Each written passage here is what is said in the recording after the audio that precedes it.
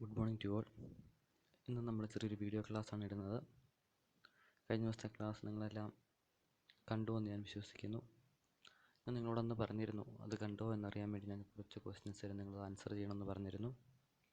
ഞാൻ ഇന്ന് ഈ വീഡിയോ ഇട്ട ശേഷം ഈ രണ്ട് വീഡിയോ നിങ്ങൾ കണ്ട ശേഷം അത് ആൻസർ ചെയ്താൽ മതി. ഞാൻ ആ ക്വസ്റ്റ്യൻസ് ഇന്ന് വൈകുന്നേരത്തിനോ അല്ലെങ്കിൽ നാളെയോ പോസ്റ്റ് ചെയ്തോളാം. നിങ്ങളതിനൊന്ന് ആൻസർ ചെയ്യണം, മറക്കരുതെന്നാൽ മാത്രമേ എനിക്ക് നിങ്ങളുടെ അറ്റൻഡൻസ് മാർക്ക് ചെയ്യാൻ പറ്റുള്ളൂ. അപ്പം കഴിഞ്ഞ ക്ലാസ് നമ്മൾ പഠിച്ചുകൊണ്ടിരുന്നത് എന്താണ് ഫ്രീ സോഫ്റ്റ്വെയർ എന്നും അതിൻ്റെ യൂസേജ് എന്താണ്, അതിൻ്റെ ഇമ്പോർട്ടൻസ് എന്താണെന്നൊക്കെയാണ് നമ്മൾ ഡിസ്കസ് ചെയ്തത്. ഓക്കെ, അപ്പോൾ അത് നമ്മൾ പഠിച്ചിരുന്നു. അതിലെ ഏറ്റവും വളരെ യൂസ്ഫുള്ളായിട്ടാണ് ലിബ്രെ ഓഫീസ് എന്ന പാക്കേജ് വരുന്നത്. അതൊരു ഫ്രീ സോഫ്റ്റ്വെയർ ആണ് നമ്മൾ പഠിച്ചിരുന്നു. നമ്മൾ അതിനകത്ത് നിന്ന് പഠിക്കുന്നത് എന്താണ് അതിലെ റൈറ്റർ എന്ന് പറയുന്ന സോഫ്റ്റ്വെയർ എന്നാണ്. ഓക്കെ, നോക്കി, writer is A word processor. എന്നുവെച്ചാൽ എന്താണ് വേർഡ്, നമ്മുടെ മൈക്രോസോഫ്റ്റ് MS വേർഡ് പോലെ തന്നെ അതിന് പകരമായിട്ട് നമുക്ക് യൂസ് ചെയ്യാൻ സാധിക്കുന്ന ഒരു സോഫ്റ്റ്വെയർ ആണ് ഈ ഓഫീസ് റൈറ്റർ എന്ന് പറയുന്നത്. ഓക്കെ, അടുത്ത പ്രത്യേകത എന്താണ്, അതൊരു ഫ്രീ ടൂളാണ്. ഇതിനു വേണ്ടിയാണ് ക്രിയേറ്റിംഗ് ഡോക്യുമെൻറ്റ്സ് ആണ്. ഇനി ഈ വേർഡ് പ്രോസസ്സിംഗ് സോഫ്റ്റ്വെയർ യൂസ് ചെയ്തിട്ട് നമുക്ക് എന്തൊക്കെ വർക്കുകൾ ചെയ്യാൻ സാധിക്കും? സിമ്പിളായ വർക്ക് ചെയ്യാൻ സാധിക്കും, കോംപ്ലക്സ് ആയ റിപ്പോർട്ടുകൾ ക്രിയേറ്റ് ചെയ്യാൻ സാധിക്കും. സിമ്പിളായിട്ട് പറഞ്ഞാൽ നമ്മൾ മൈക്രോസോഫ്റ്റ് എന്ന് പറയുന്ന കമ്പനിയുടെ MS വേർഡ് എന്ന് പറയുന്ന പെയ്ഡ് സോഫ്റ്റ്വെയർ യൂസ് ചെയ്ത് ചെയ്യുന്ന എല്ലാ ടാസ്കുകളും നമുക്ക് ഇവിടെയും ചെയ്യാൻ സാധിക്കും. എന്തൊക്കെയാണ്?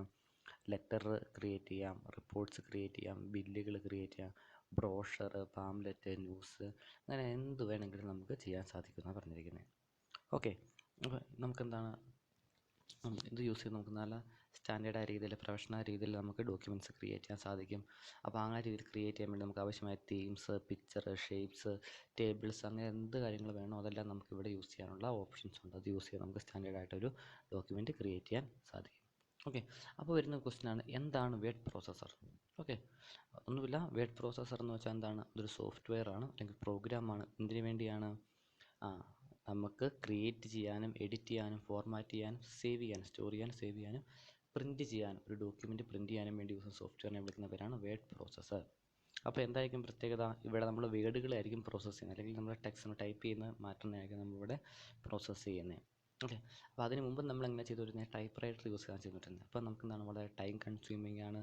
അതുപോലെ എന്തെങ്കിലും എറേഴ്സ് ഒന്നും ഞാൻ എഡിറ്റ് ചെയ്യാൻ പറ്റത്തില്ല. ഇതാണ് നമുക്ക് എറർ ഒന്ന് എഡിറ്റ് ചെയ്ത് വീണ്ടും പ്രിൻറ്റ് ചെയ്ത് കറക്റ്റ് ചെയ്തെടുക്കുക, വളരെ ഈസിയാണ് അല്ലേ? അപ്പോൾ അവിടെയാണ് നമ്മുടെ വേർഡ് പ്രോസസ്സർ വരുന്നത്. അപ്പോൾ സിമ്പിളായിട്ട് പറഞ്ഞാൽ വേർഡ് പ്രോസസ്സർ യൂസ് ചെയ്യുന്നതിനാണ് ഡേറ്റാസ് ടൈപ്പ് ചെയ്യാൻ, ടൈപ്പ് ചെയ്ത മാറ്റൽ എഡിറ്റ് ചെയ്യാൻ, ഫോർമാറ്റ് ചെയ്യാൻ, ദെൻ ഫോർമാറ്റ് ചെയ്ത് നമ്മുടെ കറക്റ്റ് ഫോർമാറ്റായി സേവ് ചെയ്യാൻ, ദെൻ അത് പ്രിൻറ്റ് ചെയ്യാൻ, ഇതൊക്കെ യൂസ് ചെയ്യുന്നതിന് വേണ്ടിയാണ് നമ്മൾ വേർഡ് പ്രോസസ്സർ യൂസ്. അതിന് ഏറ്റവും വലിയ എക്സാമ്പിളാണ് നമ്മുടെ കയ്യിലുള്ള ഈ ഓഫീസ് റൈറ്റർ എന്ന് പറയുന്നത്. ഇനി നമ്മൾ പഠിക്കാൻ പോകുന്നത് നോർമൽ കേസിൽ, നിങ്ങളുടെ പുസ്തകത്തിലില്ല, പക്ഷേ ഇത് നിങ്ങളൊന്ന് പഠിച്ചു വെച്ചോണം. കാരണം നമുക്ക് ചോദിച്ചെന്ന് വിചാരിക്കാം, റൈറ്റർ എന്ന് പറയുന്ന സോഫ്റ്റ്വെയറിൻ്റെ ഫീച്ചേഴ്സ് അല്ലെങ്കിൽ അഡ്വാൻറ്റേജസ് ചോദിച്ചു കഴിഞ്ഞാൽ ഈ പോയിൻ്റിലൂടെ നിങ്ങൾ ചേർത്താൻ എഴുതിക്കും, എന്നാലേ നമുക്ക് പോയിൻറ്റ്സ് ഉള്ളൂ, അല്ലെങ്കിൽ കുറച്ച് പോയിൻറ്റ്സ് മാത്രമേ ഉള്ളൂ.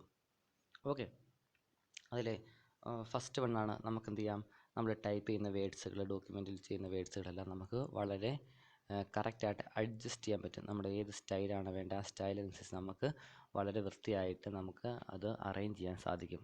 വളരെ ആർട്ടിസ്റ്റിക്സ് ആയിട്ട് അല്ലെങ്കിൽ വളരെ സ്റ്റൈലിഷ് ആയ രീതിയിൽ നമുക്ക് പ്രസൻറ്റ് ചെയ്യാൻ സാധിക്കും. അത് നമുക്ക് ചെയ്യുമ്പോൾ നിങ്ങൾക്ക് മനസ്സിലാവും. ഓക്കെ, കുറച്ചേറെ കാര്യങ്ങളോട് ചെയ്ത് കഴിയുമ്പോൾ നമുക്ക് വളരെ കിട്ടും. അപ്പം നിങ്ങൾ ചിലപ്പോൾ കണ്ടുണ്ടാവാം, നമ്മളൊരു വേർഡ് സ്റ്റാർട്ട് ചെയ്യുന്നു, അല്ലെങ്കിൽ ഒരു പുതിയൊരു പാരഗ്രാഫ് സ്റ്റാർട്ട് ചെയ്യുമ്പോൾ ആ സ്റ്റാർട്ട് ചെയ്യുന്ന വേർഡ് ഒന്നിൽ കൂടുതൽ ലൈനിലേക്ക് സ്പ്രെഡ് ചെയ്ത് വരുന്നു. അങ്ങനെ പല രീതിയിൽ നമുക്ക് അറേഞ്ച് ചെയ്യാൻ സാധിക്കും. അതെല്ലാമുള്ള ഫെസിലിറ്റി ഈ വേർഡ് പ്രോസസ്സിംഗ് സോഫ്റ്റ്വെയറിലുണ്ട് എന്നാണ് പറയുന്നത്. ഓക്കെ, അടുത്തെന്താണ്, നമ്മൾ ടൈപ്പ് ചെയ്ത് വെച്ചിരുന്ന മാറ്റർ, എന്തെങ്കിലും എറേഴ്സ് വന്നിട്ടുണ്ടെങ്കിൽ ആ എറേഴ്സ് എല്ലാം നമുക്ക് എഡിറ്റ് ചെയ്യാം. അങ്ങനെ എന്ത് കാര്യങ്ങൾ വേണമെങ്കിലും നമുക്ക് ചെയ്യാൻ സാധിക്കും. നിങ്ങൾക്ക് എല്ലാം അറിയുന്ന കാര്യം തന്നെയാണ്, ജസ്റ്റ് പോയിൻ്റാണ്. നിങ്ങളുടെ പുസ്തകത്തിൽ ഇല്ലാത്തതുകൊണ്ടാണ് ഇത്രയും ഡീറ്റെയിൽ ആയിട്ടും കൊടുത്ത് നിങ്ങൾ നോട്ട് ചെയ്ത് വെക്കണം. ഓക്കെ, നമ്മൾ വേർഡ് പ്രോസസ്സറിൽ അല്ലെങ്കിൽ നമ്മൾ യൂസ് ചെയ്തിട്ട് ഒരു ഡോക്യുമെൻറ്റ് ക്രിയേറ്റ് ചെയ്തു. ആ ഡോക്യുമെൻറ്റിൽ നമ്മൾ ഇന്നൊരു വേർഡ് ആഡ് ചെയ്തിട്ടുണ്ടോ എന്ന് നമുക്കൊന്ന് ചെക്ക് ചെയ്ത് നോക്കണം. വലിയ ഡോക്യുമെൻ്റ് ആണെങ്കിൽ നമുക്ക് ഓരോരോ പേജ് വായിച്ച് നോക്കാൻ സമയം എടുക്കും. അപ്പോൾ നമുക്ക് എന്ത് ചെയ്യാം, ഇന്നൊരു വേർഡ് ഉണ്ടോ എന്ന് നമുക്ക് വേണമെങ്കിൽ സെർച്ച് ചെയ്ത് നോക്കാം. ഇനി ആ വേർഡിന് പകരം വേറൊരു വേർഡ് നമുക്ക് ആഡ് ചെയ്യാം. എപ്പോഴാണ് അത് കൂടുതൽ ആവശ്യം വരുന്നത്? നമ്മളൊരു പ്രൊഫഷണൽ ഡോക്യുമെൻറ്റ് ക്രിയേറ്റ് ചെയ്യുമ്പോൾ ഏതെങ്കിലും വേർഡ്സ് ടൈപ്പ് ചെയ്യുമ്പോൾ സ്പെല്ലിംഗ് മിസ്റ്റേക്ക് വന്ന് വിചാരിക്കുക. അപ്പോൾ നമുക്ക് എന്ത് ചെയ്യാം, കറക്റ്റ് ചെയ്യണം. അപ്പം കറക്റ്റ് ചെയ്യണമെങ്കിൽ നമുക്ക് എന്ത് ചെയ്യാം, ഇതുപോലെ search and replace option use ചെയ്തിട്ട് നമുക്കത് കറക്റ്റ് ചെയ്യാം. ഇവിടെ എക്സാമ്പിളുണ്ട്, മുമ്പേയുടെ സ്പെല്ലിംഗ് നമ്മൾ തെറ്റിച്ചാൽ ടൈപ്പ് ചെയ്യുന്ന വിചാരിക്കാം. ടൈപ്പ് ചെയ്ത് കഴിഞ്ഞാൽ പിന്നെയാണ് ഓർത്തെന്ന് വിചാരിക്കുക. അപ്പോൾ നമുക്കൊരു വലിയ ഡോക്യുമെൻ്റാണ്, 10-15 പേര് ഡോക്യുമെൻ്റാണ്. അപ്പോൾ ഒത്തിരി സ്ഥലത്ത് ഈ മുൻപിൽ നിന്ന് വേർഡ് വരുന്നുണ്ട്. അപ്പോൾ നമ്മൾ എന്ത് ചെയ്യണം, എല്ലാ പേജിലും വായിച്ചിട്ട് എഡിറ്റ് ചെയ്യാൻ പോയാൽ ബുദ്ധിമുട്ടാണ്. അപ്പോൾ നമ്മൾ സെർച്ച് ആൻഡ് റീപ്ലേസ് എന്ന ഓപ്ഷൻ യൂസ് ചെയ്യുന്നു. അത് ടെക്സ്റ്റ് ഫോർമാറ്റിംഗ് നമുക്കറിയാവുന്ന കാര്യമാണ്. എന്താണ് അതിൻ്റെ സ്റ്റൈല്, അതിൻ്റെ സ്റ്റൈൽ എന്ന് വെച്ചാൽ ഇതൊക്കെ വരും. ഇറ്റാലിക്സ് ആക്കാം, ബോൾഡ് ആക്കാം, അണ്ടർലൈൻ ആ രീതിയിൽ നമുക്ക് അറേഞ്ച് ചെയ്യാം. പിന്നെന്താണ് അത് ലെഫ്റ്റ് സൈഡ് വേണോ റൈറ്റ് സൈഡ് വേണോ അങ്ങനെ അലൈൻമെൻറ്റ് ചെയ്യാം. ഒരു വേർഡ് കഴിഞ്ഞിട്ട് എന്തായാലും കഴിഞ്ഞിട്ട് വേണം അടുത്ത വേർഡ് വരേണ്ടത്. പിന്നെന്താണ് അതിൻ്റെ ഹെഡർ ഫുട്ടർ അങ്ങനെ എല്ലാ കാര്യങ്ങളും നമുക്ക് ഫോർമാറ്റ് ചെയ്യാൻ സാധിക്കും. ഓക്കെ, അടുത്താണ് എന്താണ് നമുക്ക് സാധാരണ വരുന്നതാണ്. നമുക്കൊരു ഡോക്യുമെൻറ്റ് ടൈപ്പ് ചെയ്യുമ്പോൾ നമ്മൾ സ്പീഡ് ടൈപ്പ് ചെയ്യുമ്പോൾ ചിലപ്പോൾ സ്പെല്ലിംഗ് മിസ്റ്റേക്ക് വരും. അപ്പോൾ എങ്ങനെ നമുക്ക് പെട്ടെന്ന് അറിയാൻ പറ്റും? അതിൻ്റെ അടിയിൽ ഒരു അണ്ടർലൈൻ വരും, അങ്ങനത്തെ റെഡ് കളറിൽ. അപ്പോൾ എന്താണ് സ്പെൽ ചെക്കാണ്. അപ്പോൾ നമുക്ക് സ്പെല്ലിങ് മിസ്റ്റേക്സ് ഉണ്ടെന്ന് മനസ്സിലാവും. അപ്പോൾ അത് ക്ലിക്ക് ചെയ്ത് കഴിഞ്ഞാൽ നമുക്ക് അവിടെ തന്നെ ഓട്ടോമാറ്റിക്കായിട്ട് അത് ബന്ധപ്പെട്ട സ്പെല്ലിങ്ങൾ കാണിക്കും, കറക്റ്റായിട്ടുള്ള നമ്മൾ ചൂസ് ചെയ്യുക. ഇനി നമ്മളൊരു വേർഡ് ടൈപ്പ് ചെയ്യുന്ന വിചാരിക്കുക, ഒരേ വേർഡ് തന്നെയാണ് നമ്മൾ കൂടുതൽ പ്രാവശ്യം ടൈപ്പ് ചെയ്യാനുള്ള വരുമെന്ന് വിചാരിക്കുക. അപ്പോൾ നമുക്ക് എന്ത് ചെയ്യാം, ഒരേ വേർഡ് യൂസ് ചെയ്യുന്നതിന് പകരം നമുക്ക് സിനോണിയംസ് യൂസ് ചെയ്യാം. അപ്പോൾ ആ സിനോണിയംസ് ഓട്ടോമാറ്റിക്കായിട്ട് ഇവിടെ കിട്ടും, നമുക്കതൊന്ന് യൂസ് ചെയ്താൽ മാത്രം മതി. അടുത്തെന്താണ് കണ്ടന്റുകൾ അറേഞ്ച് ചെയ്യാൻ, ടേബിൾ വൈസ് അറേഞ്ച് ചെയ്യുവാണെങ്കിൽ നമ്മൾ വൃത്തിയായിട്ട് കിട്ടും. അപ്പം ടേബിൾസ് ഉണ്ട് അടുത്ത ഫീച്ചർ. അടുത്തെന്താണ് ഒരു ഡോക്യുമെൻറ്റ് ക്രിയേറ്റ് ചെയ്യുമ്പോൾ ഇമേജസോ ഒബ്ജക്ട്സോ ഒക്കെ ആഡ് ചെയ്യുവാണെങ്കിൽ വളരെ അട്രാക്റ്റീവായ രീതിയിൽ അല്ലെങ്കിൽ സ്റ്റാൻഡേർഡ് രീതിയിൽ നമുക്ക് പ്രസൻറ്റ് ചെയ്യാൻ സാധിക്കും. അപ്പോൾ അതിനുവേണ്ടി നമുക്കത് ആഡ് ചെയ്യാൻ സാധിക്കും. അടുത്ത ഫീച്ചറാണ് മെയിൽ. അത് നിങ്ങൾക്ക് പറയേണ്ട കാര്യമില്ല, നിങ്ങൾ കഴിഞ്ഞ പ്രാവശ്യം ചെയ്ത് നോക്കിയിട്ടുള്ളതാണ്. കാരണം എന്താണ് ഒരു ലെറ്റർ തന്നെ മൾട്ടിപ്പിൾ ആൾക്കാർക്ക് അയക്കാനൊക്കെ നമ്മൾ യൂസ് ചെയ്യുന്ന മെയിൽ അതിനുള്ള ഫെസിലിറ്റി ഇവിടെയുണ്ട്. അടുത്ത നിങ്ങൾ കേട്ടിട്ടുണ്ടാവും, പക്ഷെ നിങ്ങൾ കഴിഞ്ഞ പ്രാവശ്യം പഠിച്ചിട്ടുണ്ടോ എന്ന് എനിക്കറിയത്തില്ല. ഒന്നുമില്ല, ജസ്റ്റ് കാര്യം മാത്രമേ ഉള്ളൂ. നമുക്ക് നമ്മുടെ സ്ക്രീനിൽ നമ്മൾ ടൈപ്പ് ചെയ്ത് ക്രിയേറ്റ് ചെയ്യുന്ന മാറ്റർ ഏത് ഫോർമാറ്റിലാണ് ഇരിക്കുന്നത്, അല്ലെങ്കിൽ ഏത് അലൈൻമെൻറ്റിലാണ്, ഏത് സ്റ്റൈലിലാണ് ഇരിക്കുന്നതെന്ന് വിചാരിക്കുക. അതേ സ്റ്റൈലിൽ തന്നെ ആയിരിക്കും നമുക്കത് പ്രിൻ്റ് ചെയ്യുമ്പോഴും കിട്ടുന്നത്. അതാണ് അടുത്ത പോയിന്റ്. ഇത്രയേ ഉള്ളൂ നിങ്ങളുടെ ഒരു ഫീച്ചറായിട്ട് വരുന്നത്. ഇനി നിങ്ങളുടെ പുസ്തകം കൊടുക്കുന്ന കുറച്ച് ഫീച്ചേഴ്സാണ് ടെംപ്ലേറ്റ് ആൻഡ് സ്റ്റൈൽ. എന്താണ് ടെംപ്ലേറ്റ് എന്ന് വെച്ചാൽ ഓൾറെഡി ഒരു സ്റ്റൈൽ അല്ലെങ്കിൽ പാറ്റേൺ ക്രിയേറ്റ് ചെയ്ത് വെച്ചിട്ടുണ്ട്. ആ പാറ്റേൺ നമ്മൾ എന്ത് ചെയ്യുന്നു, നമ്മുടെ ഡോക്യുമെൻറ്റ് ക്രിയേറ്റ് ചെയ്യുമ്പോൾ ഉപയോഗിക്കുന്നതിനാണ് ടെംപ്ലേറ്റ്സ് എന്ന് പറയുന്നത്. മറക്കരുത്, ഒന്ന് നോട്ട് ചെയ്ത് വെക്കണം കേട്ടോ. സ്റ്റൈൽസ് എന്ന് വെച്ചാൽ എന്താണ് ഡിഫറെൻറ്റ് നമ്മുടെ ടെക്സ്റ്റ് ഫോർമാറ്റിങ്ങുകൾ അല്ലെങ്കിൽ പേജ് അലൈൻമെൻറ്റൊക്കെ ഡിഫറെൻറ്റ് സ്റ്റൈലുകൾ യൂസ് ചെയ്യുന്നുണ്ട് അല്ലേ. അടുത്തെന്താണ് ഡിഫറെൻറ്റ് ഷേപ്സുകൾ ഡ്രോ ചെയ്യാൻ ആവശ്യമായ ടൂൾസുകളുണ്ട്. മെയിൽ ഓട്ടോമാറ്റിക് പറഞ്ഞു.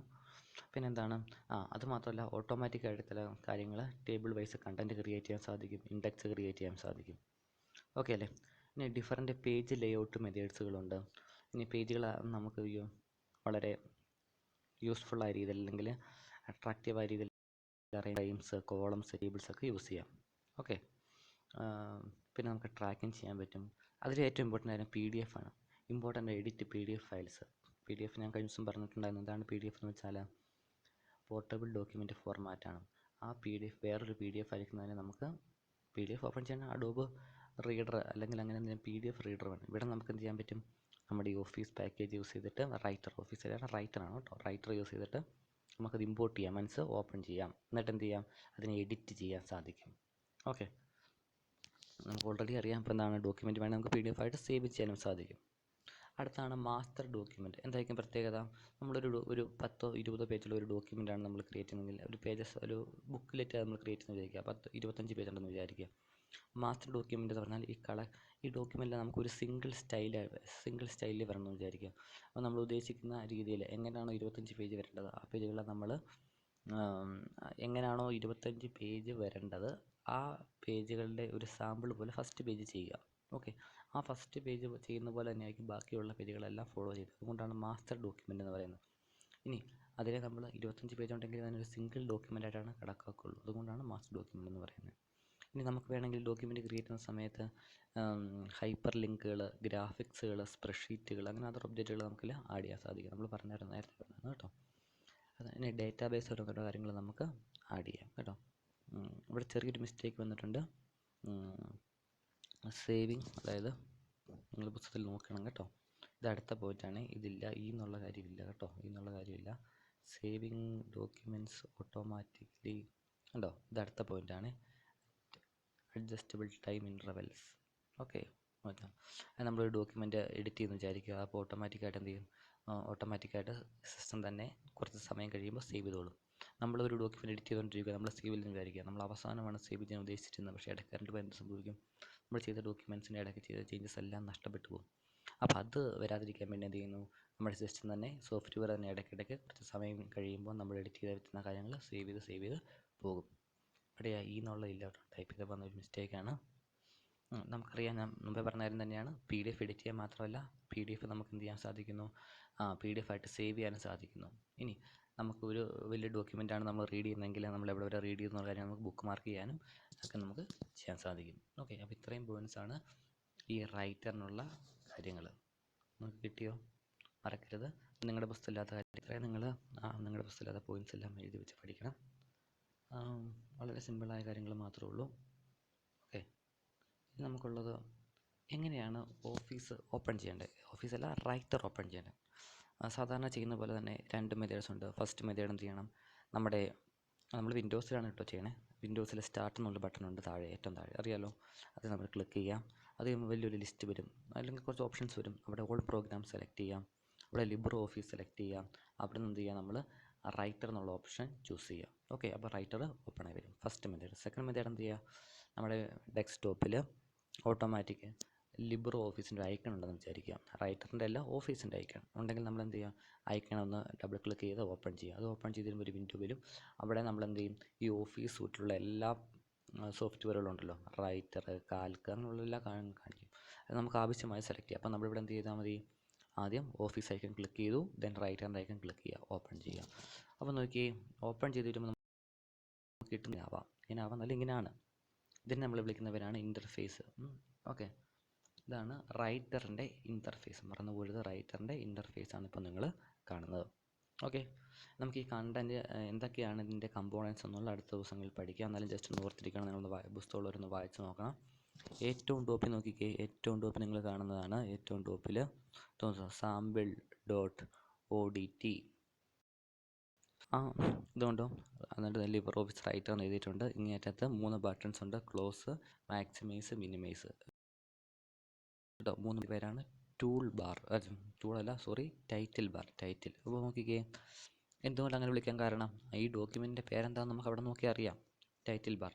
അപ്പോൾ ഓർത്തിരിക്കുക, ഈ കാണുന്ന റൈറ്ററിൻ്റെ ഇൻ്റർഫേസിൻ്റെ ഏറ്റവും ടോപ്പിലുള്ള കമ്പോണൻ്റ്, അല്ലെങ്കിൽ ഫസ്റ്റ് കമ്പോണൻ്റ് എന്ന് പറയുന്നത് എന്താണ്, ടൈറ്റിൽ ബാറാണ്. അപ്പോൾ ഓർത്തിരിക്കുക, ടൈറ്റിൽ ബാർ എവിടെയാണ് ലൊക്കേറ്റ് ചെയ്യുന്നത്, ഈ പറയുന്ന യൂസർ ഇൻ്റർഫേസിൻ്റെ ഏറ്റവും ടോപ്പിലാണ്. എന്തൊക്കെയുണ്ട് അതിൻ്റെ അകത്ത്, എന്താണോ നമ്മുടെ ഈ ഡോക്യുമെൻറ്റിൻ്റെ പേര്, ആ ഡോക്യുമെൻറ്റിൻ്റെ പേര് ഉറപ്പായിട്ടും ഡിസ്പ്ലേ ആയിട്ട് വരും. ഇവിടെ നമ്മളൊരു പേര് കൊടുത്ത് സേവ് ചെയ്തുകൊണ്ടാണ് സാമ്പിൾ എന്ന് പേര് വന്നിരിക്കുന്നത്, അല്ലെങ്കിൽ അൺടൈറ്റിൽ 1 എന്നാണ് വരുന്നത്. ഓക്കെ, സെക്കൻഡ് ആണെങ്കിൽ അൺടൈറ്റിൽ 2, അങ്ങനെ പേര് പോകും. നമ്മൾ സേവ് ചെയ്തെങ്കിൽ മാത്രമേ ഇതിന് ഓട്ടോമാറ്റിക് ഒരു പേര് കൊടുത്ത് സേവ് ചെയ്തെങ്കിൽ മാത്രമേ ഇതുപോലെ വരുള്ളൂ, അല്ലെങ്കിൽ ഇങ്ങനെ വരില്ല കേട്ടോ. സാമ്പിളൊന്നും പേര് വരില്ല, നമ്മൾ പേര് കൊടുത്ത് ഓൾറെഡി ഡോക്യുമെൻറ്റ് സേവ് ചെയ്തതായതുകൊണ്ടാണ് അങ്ങനെ വന്നിരിക്കുന്നത്.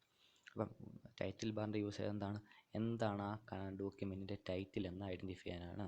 3 ഓപ്ഷൻസ് ഉണ്ട്. എവിടെ, അതിൻ്റെ റൈറ്റ് സൈഡിൽ. ഏതൊക്കെയാണ്, മിനിമൈസ്, എന്തിനു വേണ്ടിയാണ്, ഈ മിനിമൈസ് എന്നുള്ള ബട്ടൺ ക്ലിക്ക് ചെയ്യുമ്പോൾ, ഏതാണ് മിനിമൈസ് ചെയ്തത്, ഈ ചെറിയ വരയാണ് മിനിമൈസ്, അറിയാലോ. അത് ക്ലിക്ക് ചെയ്യുന്ന സംഭവിക്കും, ഈ വിൻഡോ ചെറുതായിട്ട് സ്റ്റാർട്ട് ബട്ടൻ്റെ അങ്ങോട്ട്, അല്ലെങ്കിൽ ഏറ്റവും ഡെസ്ക്ടോപ്പിലേക്ക് മിനിമൈസ് ആയി പോകും. മാക്സിമൈസ് എന്താണ്, മിനിമൈസ് ചെയ്തതിനെ വലുതാക്കാനായിട്ട്. ക്ലോസ് എന്തിനാണ്, നമ്മളിത് സേവ് ചെയ്ത് കഴിഞ്ഞെങ്കിൽ അത് ക്ലോസ് ചെയ്ത് വിടാൻ, ക്ലോസ്. ഓക്കെ, രണ്ടാമത്തെ വിളിക്കുന്ന പേരാണ് മെനു ബാർ. ഓക്കെ, ശ്രദ്ധിച്ച് നോക്കിയേ, മെനു ബാർ എന്തൊക്കെയുണ്ട്, എന്തുകൊണ്ടാണ് മെനു ബാർ എന്ന് വിളിക്കാൻ കാരണം, ഡിഫറൻറ്റ് മെനൂസ് അതിൽ അപ്പിയർ ചെയ്യുന്നതുകൊണ്ടാണ് മെനു ബാർ എന്ന് വിളിക്കുന്നത്. നോർമൽ കേസിൽ ഇതിലെല്ലാം സെയിം ആണ് കേട്ടോ. നോർമൽ കേസിൽ എല്ലാത്തിലും സെയിം ആണ്. ഇതുപോലെ തന്നെയാണ് മെനു ബാർ വരുന്നത്. നോർമലി എത്ര ഐറ്റം ഉണ്ടെന്ന് നോക്കി, 9 ഐറ്റംസ് ആണ് ഉള്ളത്, ആണുള്ളത്. ഫസ്റ്റ് വൺ ഏതാണ്, file, edit, view, insert, format, table, form, അല്ലേ, ടൂൾസ്, വിൻഡോ, ഹെൽപ്പ്, അങ്ങനെ തുടങ്ങിയ ബട്ടൺസ് എല്ലാമാണ് സാധാരണ കാണുന്നത്. ഇവിടെ ഫോം അല്ല, ഫോർമാറ്റ്, ഫോമുണ്ട്, ഫോർമാറ്റ്, അങ്ങനെ ഡിഫറെൻറ്റ് ഓപ്ഷൻസ് എല്ലാം ഉണ്ട്, അല്ലേ. ഇപ്പം 10 ഉണ്ട് അതിനകത്തല്ലേ. ഫോം പുതിയ വെർഷനാണ് ഫോം വരുന്നത് കേട്ടോ. ചിലതിന് വ്യത്യാസമുണ്ട്. നോർമലി 9 നമ്മൾ പറയാറുള്ളത് കേട്ടോ. ഓക്കെ, അപ്പോൾ ശരി, ഇനി എന്താണ് പ്രത്യേകത, ഫയൽ എന്നുള്ള ഐറ്റത്തെ ക്ലിക്ക് ചെയ്താൽ എന്ത് സംഭവിക്കും, ഫയലുമായിട്ട് റിലേറ്റഡ് ചെയ്ത മെനൂസ് എല്ലാം 1 by 1 ആയിട്ട് ഡിസ്പ്ലേ ചെയ്ത് വരും. അതുകൊണ്ടാണ് അതിനെ മെനു ബാർ എന്ന് വിളിക്കുന്നത് കേട്ടോ. അല്ലെങ്കിൽ അതിനെ മെനു ഫയൽ എന്ന് പറഞ്ഞ മെനുവിനെ ക്ലിക്ക് ചെയ്യുമ്പോൾ, ഓപ്ഷനെ ക്ലിക്ക് ചെയ്യുമ്പോൾ ഒരു ഡ്രോപ്പ് ഡൗൺ ലിസ്റ്റ് വരും, താഴേക്ക് ഒരു വലിയ ലിസ്റ്റ് വരും. ആ ലിസ്റ്റിൽ എന്താണ്, ഡിഫറൻറ്റ് ഓപ്ഷൻസ് ഉണ്ട്. എന്തിനു വേണ്ടിയാണ്, മെനു ബാറുമായിട്ട് ബന്ധപ്പെട്ട കാര്യങ്ങൾ. അപ്പോൾ നമ്മൾ സാധാരണ ചെയ്യുന്ന ഏതൊക്കെയാണ്, മെനു ബാറിലായിട്ട് ബന്ധപ്പെട്ട് ഓപ്പൺ ചെയ്യും, പുതിയ ഡോക്യുമെൻറ്റ് ക്ലോസ് ചെയ്യും, സേവ് ചെയ്യും, ഇതെല്ലാം ചെയ്യുന്നത് എവിടെയാണ്, ഫയലിനകത്താണ്. ഓക്കെ, അപ്പോൾ അങ്ങനെയാണ് ഓരോ കാര്യങ്ങൾ വരുന്നത്. അപ്പോൾ ഇതൊക്കെയാണ് നമ്മുടെ കമ്പോണൻസ് ആയിട്ട് വരുന്നത്. ആദ്യത്തേതാണ് ടൈറ്റിൽ ബാർ, രണ്ടാമത്തേതാണ് മെനു ബാറാണ്. ഓക്കെ ആണല്ലോ, ശരി. അത് കഴിഞ്ഞിട്ട് മെനു ബാറിൽ ഡിഫറെൻറ്റ് ഫയലുണ്ട്, എഡിറ്റ് ഉണ്ട്, വ്യൂ ഉണ്ട്, ഇൻസെർട്ട്, അങ്ങനെ ഡിഫറെൻറ്റ് ഓപ്ഷൻസ് ഉണ്ട്. അത് ഏതൊക്കെയാണെന്നുള്ളത് അതിൻ്റെ എക്സ്പ്ലനേഷൻസ് നമുക്ക് അടുത്ത ദിവസങ്ങളിൽ തരാം. മൂന്നാമത്തെ നോക്കിയേ, മൂന്നാമത്തെ എന്താണ് പ്രത്യേകത എന്ന് നോക്കിയേ. മൂന്നാമത്തെ എന്ന് വെച്ചാൽ ഏതാണ്, കുറച്ച് ഐക്കൺസ് ആണ് കാണുന്നത് അല്ലേ. അതിനെ വിളിക്കുന്ന പേരാണ് സ്റ്റാൻഡേർഡ് ടൂൾ ബാർ എന്നാണ് വിളിക്കുന്നത്. എന്തുകൊണ്ടാണ് അങ്ങനെ വിളിക്കാൻ കാരണം, ഡിഫറെൻറ്റ് ടൂൾസ് ആണ് അവിടെ ഡയറക്റ്റായിട്ട് നമ്മൾ ഫയലിൽ ക്ലിക്ക് ചെയ്തിട്ട് ഒരു ഡോക്യുമെൻറ്റ് ചെയ്യുന്നു. അതിന് പകരം നമുക്ക് എന്ത് ചെയ്യാം, വിളിക്കുന്ന നമ്മുടെ സ്റ്റാൻഡേർഡ് ടൂൾ ബാറിലെ ഐക്കൺ യൂസ് ഡയറക്റ്റായിട്ട് ചെയ്യാം. ഫ്ലോപ്പി ഡിസ്ക് വലിക്കുന്ന സിമ്പിളുണ്ടോ മൂന്നാമത്തെ, എന്താണ് അതിൻ്റെ പ്രത്യേകത, ആ സിമ്പിളിൽ ക്ലിക്ക് ചെയ്യുവാണ്, ഇതാണ് ഉദ്ദേശിച്ചത്. എന്താണ് അതിൻ്റെ പ്രത്യേകത, ഇതിൽ ക്ലിക്ക് ചെയ്യാൻ ഡയറക്റ്റായിട്ട് സേവ് ചെയ്യാം. അല്ലെങ്കിൽ നമ്മൾ എന്ത് ചെയ്യണം, ഫയൽ സേവ് എന്നുള്ള ഓപ്ഷൻ വരും. അവിടെ ഡയറക്റ്റായിട്ട് എന്താണ് സ്റ്റാൻഡേർഡായിട്ട് നമ്മൾ ഓപ്ഷൻസ് എന്താണോ ഓപ്പറേഷൻസ് ചെയ്യാൻ ഉദ്ദേശിക്കുന്നത്, സാധാരണ ചെയ്യുന്ന ഓപ്പറേഷൻസ്, അതിൻ്റെ എല്ലാ ഐക്കൺസ് അവിടെ ലിസ്റ്റ് ചെയ്തിട്ടുണ്ട്. ആ ഐക്കൺസ് യൂസ് ചെയ്ത് ഡയറക്റ്റായിട്ട് നമുക്ക് ഓപ്പറേഷൻസ് പെർഫോം ചെയ്യാം. ഇനി ഏറ്റവും എളുപ്പമുള്ളത്, നിങ്ങൾ കുറച്ചെണ്ണം പഠിച്ചാൽ മതി. ഏറ്റവും എളുപ്പമുള്ളത് നോക്കി, ഇവിടെ ഒരു പ്രിൻ്ററിൻ്റെ സിമ്പിളുണ്ട്. അപ്പോൾ എന്തായിരിക്കും എൻ്റെ അർത്ഥം, എന്തെങ്കിലും ഡോക്യുമെൻറ്റ് പ്രിൻറ്റ് ചെയ്യാനാണ്. അപ്പോൾ അങ്ങനെ ഡിഫറൻറ്റ് ഓപ്ഷൻസ്, അതായത് നമ്മൾ സ്റ്റാൻഡേർഡായിട്ട് ഒരു ഡോക്യുമെൻറ്റ് ക്രിയേറ്റ് ചെയ്യുന്ന സമയത്ത് ചെയ്യുന്ന ഓപ്പറേഷൻസ് എല്ലാം ഈസി ആയിട്ട് ചെയ്യാൻ വേണ്ടി അതിൻ്റെ ഐക്കൺസ് ആണ് നമ്മളിവിടെ ലിസ്റ്റ് ചെയ്തിരിക്കുന്നത്. അതിനെയാണ് സ്റ്റാൻഡേർഡ് ടൂൾ ബാർ എന്ന് വിളിക്കുന്നത്. ഓക്കെ ആണോ? ശരി. അതിൻ്റെ തൊട്ട് താഴെ വരുന്നതാണ് എന്താണ്, formatting tool bar. Okay, different options ആണ് ഇവിടെ ഉള്ളത്. തൽക്കാലം നമുക്ക് ഇന്ന് ഇത്രയും മതി. ഇത്രയും കാര്യങ്ങൾ നിങ്ങളൊന്ന് ഡിസ്കസ് ചെയ്യുക, പഠിക്കുക കേട്ടോ. പറഞ്ഞു, വളരെ ചെറിയൊരു ക്ലാസ്സാണ് എടുത്തേക്കുന്നത്. വളരെ ഇമ്പോർട്ടൻ്റ് കാര്യങ്ങളാണ് ഇതൊക്കെ. അപ്പോൾ നിങ്ങളെല്ലാവരും വീഡിയോസ് കേൾക്കണം, അത് കഴിഞ്ഞിട്ട് കാണണം. അത് കഴിഞ്ഞിട്ട് ഞാൻ എന്ത് ചെയ്യും, എൻ്റെ ഒരു ക്വസ്റ്റ്യൻ ആൻസർ സെക്ഷൻ ഞാൻ ഇട്ടേക്കാം. നിങ്ങളത് മസ്റ്റായിട്ട് ആൻസർ ചെയ്യണം കേട്ടോ. അപ്പോൾ ഓക്കെ, താങ്ക് യു.